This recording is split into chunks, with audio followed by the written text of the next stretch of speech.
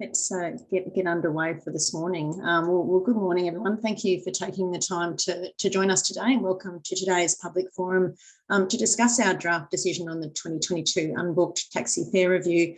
I don't think I've met everyone in the room to date, so for those I haven't met before, my name's Kate Symons. I'm the Chairperson of the Essential Services Commission.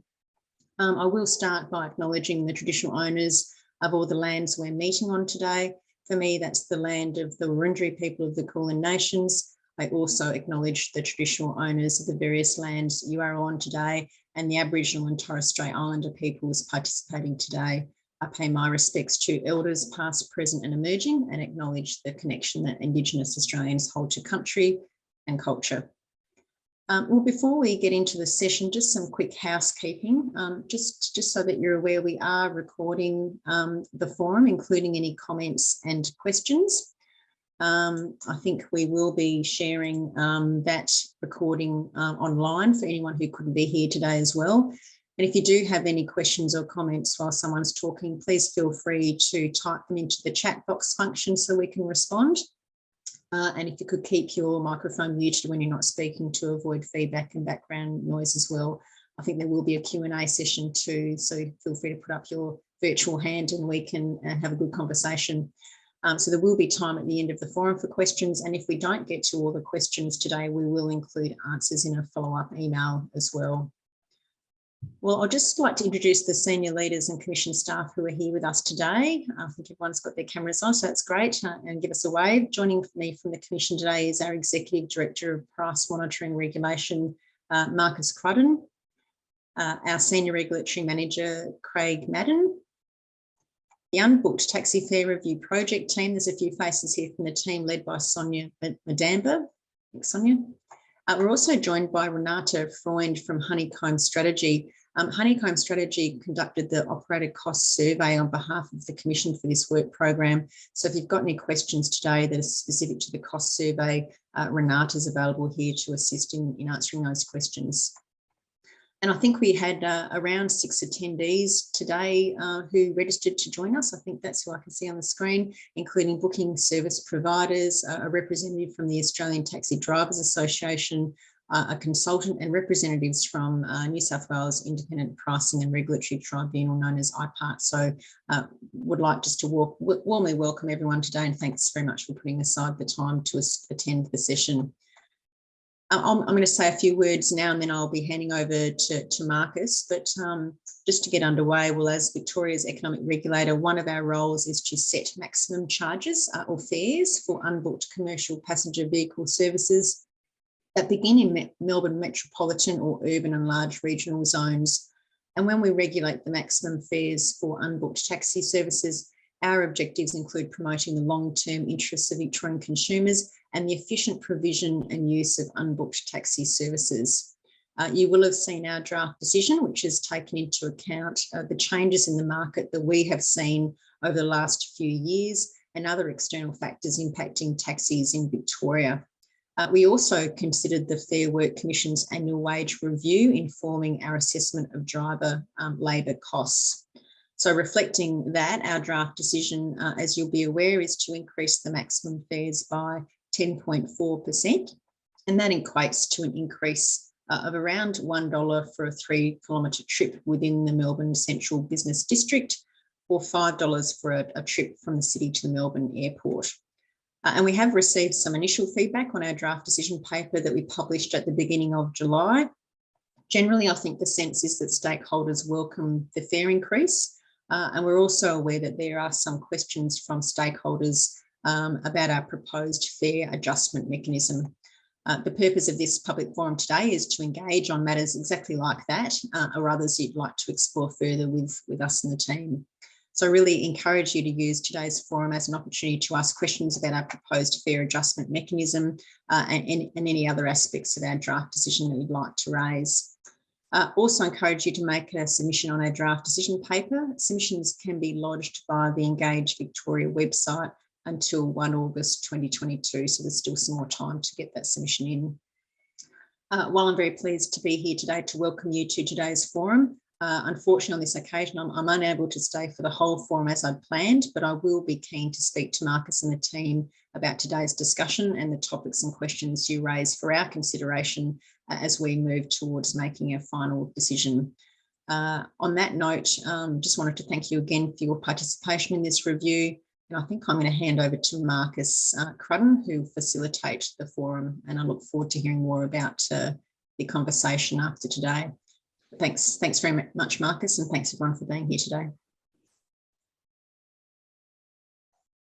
Thank you, Kate, and good morning to everyone, and welcome to our taxi fare review of 2022 draft decision. As Kate mentioned, the purpose of today is to engage on matters you'd like to explore further. Our agenda today is broadly as follows. We'll outline the Commission's role of the commercial passenger vehicle industry, talk about the current fare review and key issues raised in response to our consultation paper.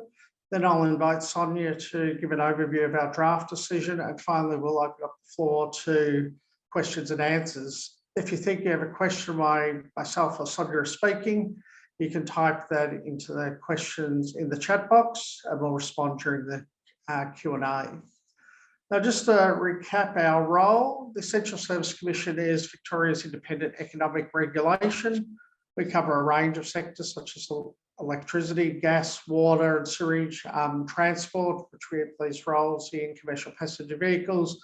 We also the Port of Melbourne and accident towing, and we administer the local government rate capping scheme and the Victorian Energy Upgrade Scheme.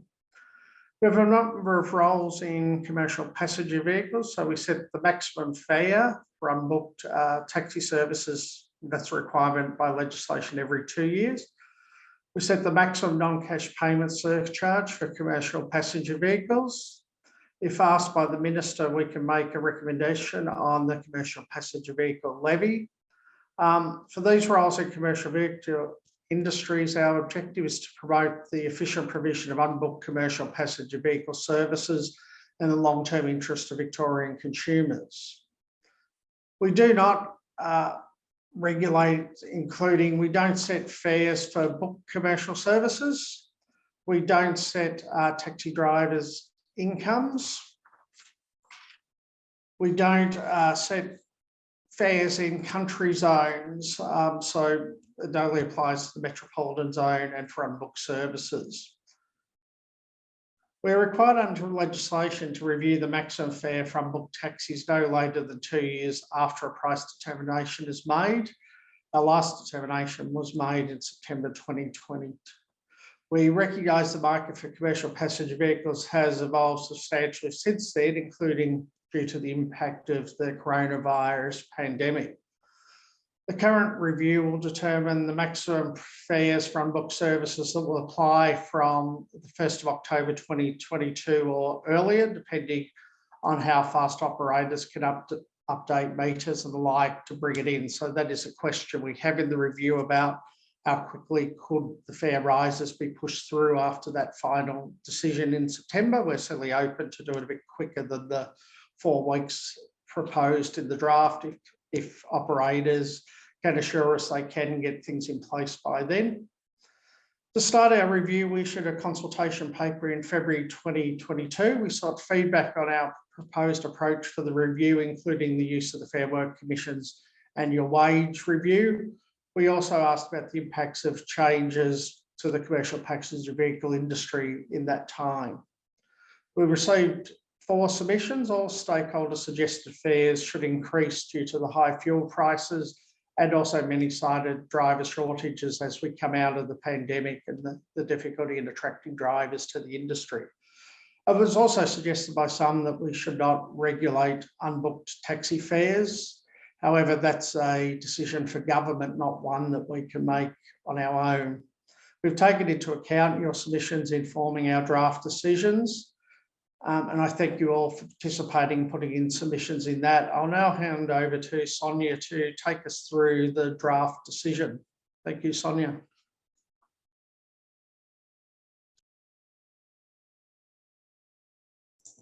Okay, thanks, Marcus. And good morning, everyone. I hope you're all doing okay. So as Marcus mentioned, I'm going to give you an overview of the Commission's draft decision. Joel, can we have the next slide, please? Yeah. So the Commission's draft decision is to increase the maximum fares by 10.4%. This increase will be the same level of increase that will apply for high occupancy vehicle trips. In terms of the cost, which contributed mainly to the increase in fares, it's fuel cost and the driver labor cost. So if we translate the 10.4% increase into actual fares, this means a $5 increase for a trip from the CBD to the Melbourne airport and a $1 increase for a 3-kilometer trip within the CBD. Now, the draft decision is based on the change in the cost of operating a taxi for the period from March 2020 to March 2022, except for fuel cost, which is actually based on May 2022 prices. And driver labor also reflects the most recent decision by the Fair Work Commission, Fair Work Commission's annual wage review. So as we have signaled in our consultation paper, we will update the prices for June 2022 prices, and then which means that the increase in the level of maximum fares will be different in the final decision paper. Next, please, Joe. Under our draft decision, the Commission is also proposing a fare adjustment mechanism. So some stakeholders have suggested to us that given the high fuel prices, there should be kind of a variability mechanism included in our approach to setting fares. So in response to that, the Commission is proposing to include a fare adjustment mechanism, which if needed would allow other fares to change in between reviews. So fares could increase or decrease depending on the change in the fuel cost and labor cost.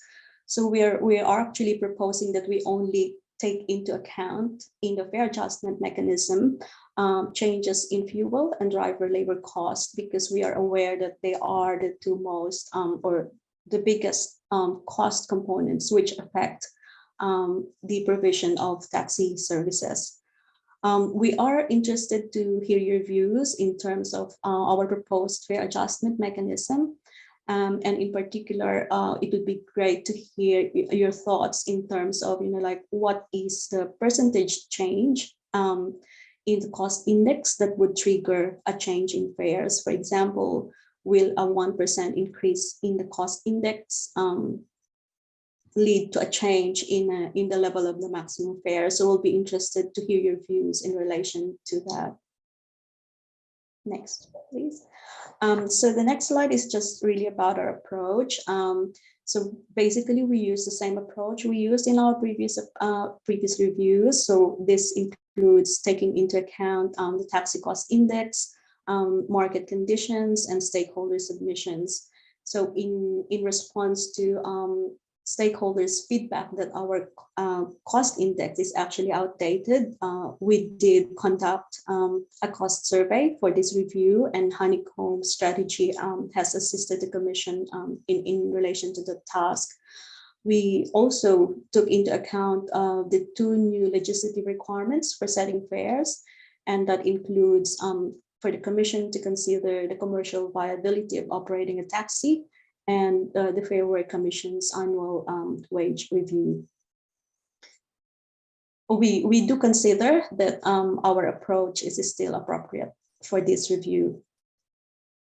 Next, please, Charles. Yeah, we consider that our draft decision meets our legislative objectives. It will enable operators to recover efficient costs. It can help with attracting and retaining drivers and facilitate continued service provision to consumers. So as part of this draft decision, and I think Marcus has also mentioned this, that we are also interested to understand or to know more about the length of time it would require the operators or BSPs to update the meters and replace stickers. And the reason for that is because we're open to having an earlier effectivity date for the maximum fares. So we will be guided by your response in relation to that. The next slide is really just, it is about our process. So each table shows the engagement we had with stakeholders since we started the review early this year. And again, I guess the key milestones, forthcoming milestones are the due date for the submissions and the draft decision, which is August 1. We're aiming to release the final decision paper by early September, and then the new maximum fares will take effect on October 1 or earlier, depending on your response to the question that we raised in the draft decision paper. I guess just that's it for me. I'll hand it over to Marcus.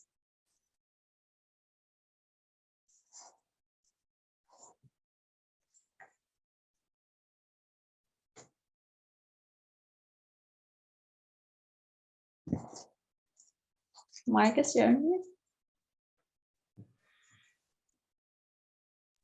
Sorry about that, I left myself on mute.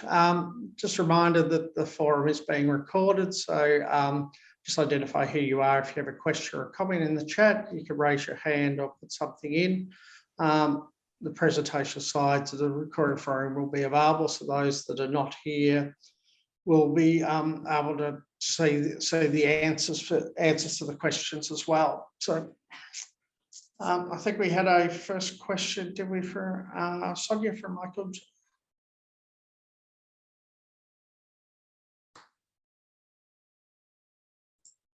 Sorry about that.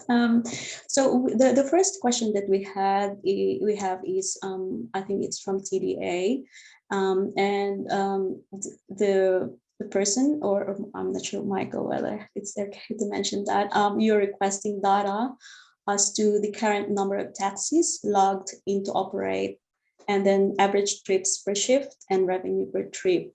So we looked at the data available to us, which was submitted by booking service providers. And in terms of the first item, we can share that in 2019, there were about 10,700 licensed taxis, but about 5,930 are actually active at the time. So kind of roughly half of our registered taxis are active. In 2021, the number of licensed taxis has decreased to 9,000, and then the active taxis is around 4,000. In terms of the average trips per shift, it hasn't changed significantly. In 2019, there are 7 trips per shift, but in 2021, it has slightly decreased to 6.7. The third point is about the average fare per trip, and in 2019, it was about $31, and it has decreased to around $28 in 2021. So I guess we do have some qualifications in relation to this information. So the first one is, like we do know that the data during the last few years was heavily influenced by the pandemic. And as we have shown in our draft decision paper, the unbooked trips have fell by 75%, and booked trips fell by 52% during the pandemic. So it has a huge impact on the farebacks revenue.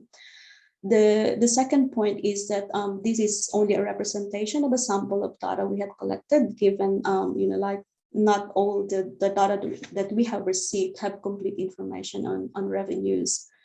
The third point is we are expecting that there will be more journeys going forward, as well as increased farebacks revenue, given the fare rise that the Commission is currently proposing. So some stakeholders have already mentioned to us that demand for taxis have increased significantly. This was around May. So it would be actually good, or we're also interested to know more whether you have information in terms of the level of demand currently. So the third point is, which we want to clarify, is that we do not set fares based on this analysis. So we set the maximum level of fares based on the efficient cost of providing taxi services. And as we know, the farebacks revenue will depend on a number of factors, like the level of demand, the level of competition, the level of fares that we set and drivers' strategy in terms of finding fares. So there are a number of factors affecting the fare box revenue. I think the second question is also from TDA, so and it's kind of related to question 1. So if Marcus wants to respond to that, it would be great. Thanks, Sonia. I guess in terms of we don't have the legal power or the mandate to set a minimum wage for drivers. So the Commission's legal mandate is to set a maximum fares. The driver earnings will be a combination of those factors that Sonia outlined: the demand and supply of commercial passenger vehicles, the demand for and the supply of drivers, the fares charged and how revenue is split between taxi drivers and operators. We do not set that 55-45 minimum split. I think actually our review of cost did note that a number of drivers are getting a higher share of the fare box during it. In setting the fares for this review, we took into account the amendments to legislation that have regard to the Fair Work Commission's annual wage review. We did that by taking account of the change in wages on that. So it took into account that most recent 5.1% decision, but also the previous year's decision. Taxi operators, are completely out there in the market for drivers. We know some are offering incentives on more than that minimum. We have considered the Fair Work, but we can't guarantee, I guess, a shift allowance or a minimum income within that. Our draft decision, though, at the 10.4 increase may partly resolve some of the issues around driver shortage and driver earnings. We don't sort of say it's going to resolve necessarily all issues, and some of them are issues between, I guess, drivers and operators. Another question we had was the change in weighting for the LPG was lower with the fuel costs were estimated. So could you just take people through that, Sonia? Yeah. So the questions number 3 and 4, they're related to fuel costs. So in terms of the weighting for LPG, so in 2014, when the Commission developed the taxi cost index, fuel prices were mainly based on LPG fuel type. But given the, given stakeholders' comments and suggestions that our taxi cost index is actually outdated, we did conduct this cost survey for the 2022 review, and from the report that we received from Honeycomb, the results show that more than half of the standard taxis covered within the survey are actually using fuel petrol electric hybrid, and that diesel is still the main fuel type for use for wheelchair accessible taxis, at least for the vehicles covered within the survey. So given that LPG is still part of the cost index, it's just that it has a lower weighting this time. I think it's around 20 to 24%. So that's one of the main reason. Now, in terms of the 4th question, which is about the fuel excise tax, I think there were some comments made that our draft decision did not take into account that. The Commission is aware that the temporary cut to fuel excise tax is finishing by September, and it is for that reason that our analysis actually takes into account the full fuel excise tax. So we did include 44 cents for petrol and diesel, and then I think it's 14 cents something for LPG. So we did take that into account in our draft decision. Thanks, Marcus. Thanks, Sonia. We did have, I guess, 2 questions about the proposal for the fare adjustment mechanism and why could there be a downward adjustment in fares, or why not use CPI? I guess the first one, we consider that the adjustment mechanism should be symmetrical, so it should have the chance of going up and down. This means fares could increase or decrease in 2023 under the mechanism. However, there's a very strong likelihood that fares will go up. The driver labour component accounts for 55% of the total costs. while the fuel costs account for just 6% of it. So it does mean that the Fair Work Commission outcome for next year is going to be the biggest factor on that mid-year review. Similarly, why people ask why not simply adjust for CPI. I guess the index itself is more representative of those costs facing the industry.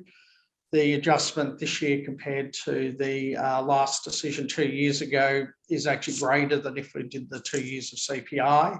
So it is more in favour of the sort of cost basket that the industry is going to face. I guess also the legislation was requiring us to have regard to those things such as the Fair Work outcome, and fuel prices was the thing that was often cited for the need to consider an adjustment mechanism. So I just don't take it because we're saying there could potentially be a downward adjustment, that we're thinking it will be down, that it's far more likely that that adjustment next year will be up because the Fair Work outcome will have the biggest impact on it, not changing in fuel prices. And I'm certainly not going to try and predict what fuel prices may look like next June. So I think perhaps people may be misunderstanding or overreacting, saying, look, it should be symmetrical, that if there was a fall. Also, as noted by Sonia, we're also proposing there be a slight banding around the adjustment mechanism, so we wouldn't take it up or down for very minor changes. So there may be too much administrative work and costs if we were simply to change the mechanism for a fraction of a percent type thing, either up or down. We also, as noted, had several suggestions of moving to having unbooked taxi fares deregulated. That's very much a consideration that government would have to make. It's not something we have the power, that we're required to review the fares every 2 years and set a maximum fare. So that's the task we've done. I guess it requires a real policy and legislative change if we were to move to an unbooked deregulated market. So that's very much a policy consideration for government, not beyond the regulator. So other questions that came in, perhaps if I just throw one back, perhaps first to Tim and Peter first, about the timeframes you think it would take to put through a fare increase, noting we've sort of assumed that from early September to the 1st of October, but I'm certainly interested in hearing from the industry if you think it is possible to put the fare rises through quicker. Certainly, I don't know, Peter or Tim, would you like to answer that? We certainly won't hold you to it before a written submission, but can you give us some indication on how long you think it will take to put through any changes? Yes, my comment on that, would be that I don't really see any reason, Marcus, why it couldn't be done. It's really up to the meter operator once they're notified, which I'm not sure what that mechanism is, whether it comes directly from yourselves or whether it comes from the regulator themselves. But in terms of our unbooked fare increases, we can have those changed within a week generally. So if they've got notice and they were ready, I don't think there'd be a problem in holding that up at all. And I think it's an excellent idea. And congratulations for, I would say, the review being in a positive note this time, because in the past we've struggled a little bit, but thank you for your recommendation. Thanks, Peter. Ted, do you have any comments on time to implement a fare rise? Hi everyone. Yes, I do. As you know, the fare or the meter is actually provided by Capcharge. So we got no control of how they're going to program for the new rate.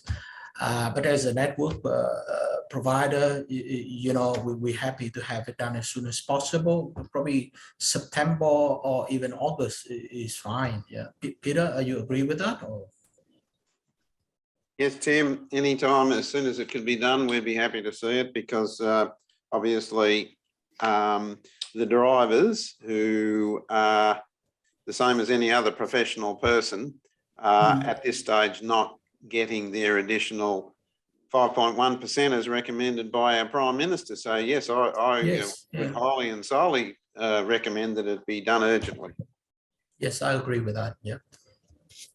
Thanks for that. Michael, do you have any comment from a driver's perspective? I'm assuming you would be keen it goes through as soon as possible as well. Yes, I think it can be done very quickly. If we have efficient systems, in fact, it can be done overnight. So I don't think we need to wait as long as you're suggesting. But I do have some other queries that I would like to address when that's appropriate. Yeah, I'll go through to you next on that. We did have a couple of questions from you we put in there, but so Michael, if there's any other things you want to raise with us, please go ahead now. Yes, I appreciate very much that you're not you don't have the power to set drivers' incomes or minimum wages. But if you look at the just received data on the number of trips and the length of and the value of the fares, it's quite evident that a driver is earning between $11 and $14 an hour based on either a 10 or an 8-hour shift. Now, the Fair Work decision was for a 5.4% increase in award wages, but it also had the component of approximately $40 a week as an increase in the minimum earnings. That $40 a week does still not bring taxi drivers into anything like the minimum wage of $21.38 an hour.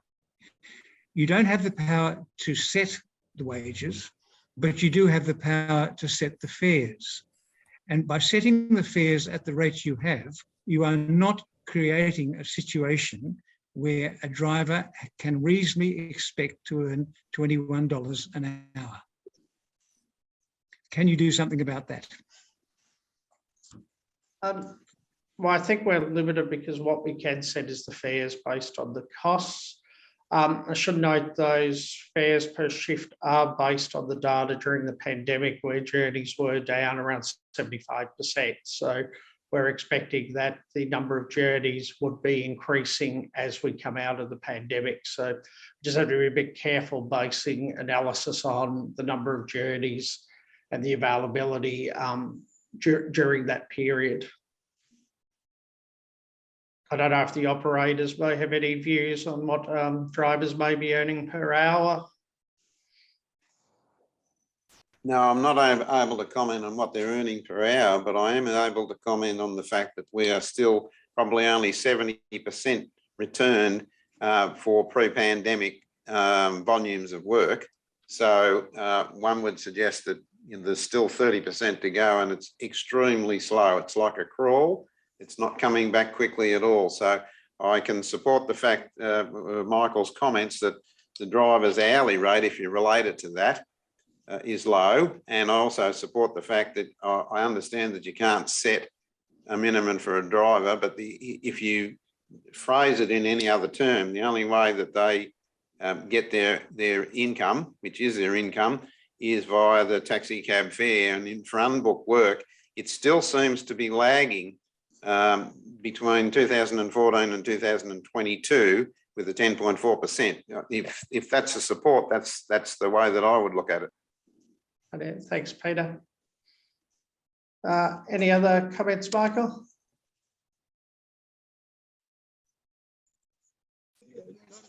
But I think if more data were released. Sorry, Michael, you're coming through a bit broken up. Could you have another go? For the industry, if more data was to be made available as to the number of trips in metropolitan Melbourne, so that we can get a better picture of what is going on. You're the only source of information we have at the moment and still lacking. Yeah, thanks, Michael. We'll look at whether we can publish and we'll take on board. You were coming a bit through cracked up, but I think I got the gist of your question. You've also put some written material to us, so we'll look at how we address that in the final decision, and we're certainly happy to perhaps follow up with you separately as well. Are there any other questions anyone would like to raise of the team, or any other things people think we should take account of in finalising this decision? Just a quick question from me. With the flag 4, does it stay the same or that will be increased as well? At the moment, we're proposing all components would go up by that amount. So it would be the flag, that would be all three components.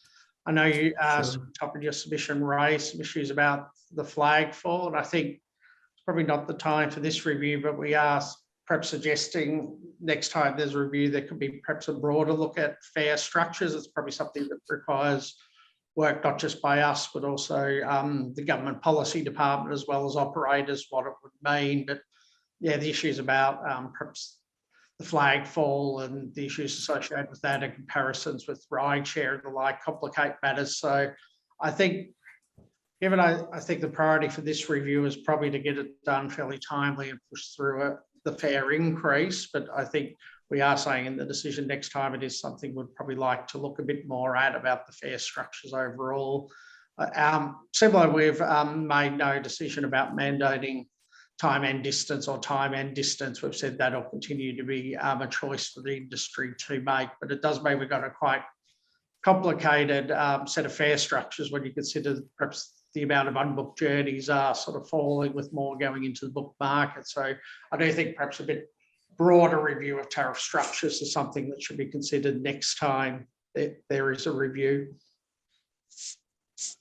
Yeah, thank you, Marcus. Yeah, overall, I'm happy with the decision of the Essential Service Commission to increase fare to up to 10.4%. That would greatly help to attract more drivers into the market. As you know, there's huge shortage of drivers at the moment.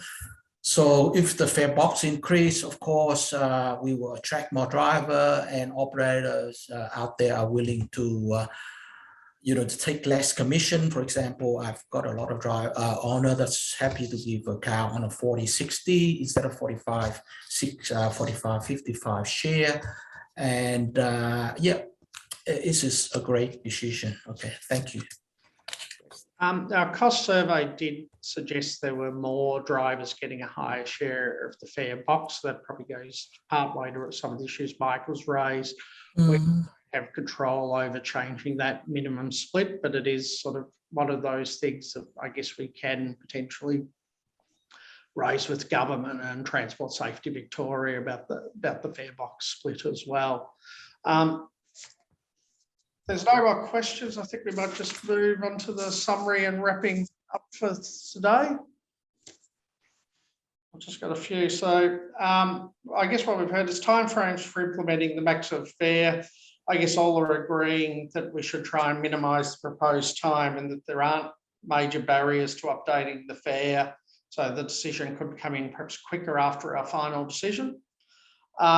We recognise the point Michael's raising that driver income may still not be meeting a minimum wage requirement, and particularly if demand doesn't return to pre-pandemic levels. So we'll sort of look more into that as well. And the request for further data. So we'll look at the sort of information Michael's raised. It's about putting a bit more data out there about journeys and typical revenue per journeys. And that we're sort of quite happy to do all that. And as noted, we'll look a bit at flag fall in the future review. There seems to be, I think, general support, and I think we haven't really heard much from passengers either that there is perhaps a need for an increase in fares. It seems to have gone down reasonably well with general public. We haven't heard any submissions or anything arguing it's unfair or unreasonable to be increasing in the current environment. So I think we will move on towards that review. Also remind people that we're also slightly related to this, also got a review of the non-cash payment surcharge going on at the moment, and submissions are due in that in a couple of weeks. So very welcome for those involved today to also make some submissions there. So we have a consultation paper, and again, we're hoping for a decision that in September. Again, the submissions are through Engage Victoria, similar to this review, where again, any comments on the maximum fares can also be submitted through Engage Victoria. And we'll welcome your written submissions coming in. Certainly happy if any of you want to follow up on any of the issues raised today with us. The team will be available to talk to you if you want to further raise or explore some of these issues. So I thank you for all that. We'll look to close it out there. We take on board and appreciate your time coming along this morning. As Kate noted, The session's been recorded, so while there's not large attendance here, we'll put it up on our website, and others involved in the industry will be able to see the issues that have come up and the response to those. So again, I thank you all for your time and attendance. I welcome your input to the review, and we'll look forward to receiving your submissions over the next couple of weeks. Thank you.